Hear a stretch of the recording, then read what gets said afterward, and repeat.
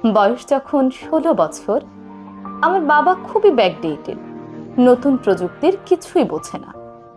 বয়স যখন ১৮ বছর, আমার বাবা দিন দিন কেমন খিটখিটে হয়ে যাচ্ছে।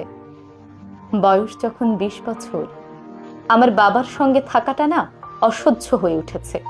জানি না মা কেমন করে থাকে।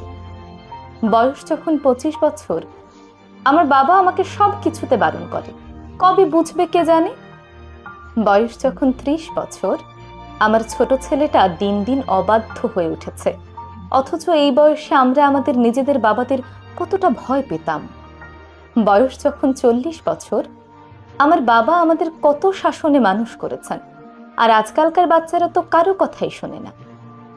বয়স যখন ৫০ বছর, আমি আশ্চর্য হই আমার বাবা আমাদের কত কষ্ট করে মানুষ করেছেন, অথচ আজকালকার দিনে একটি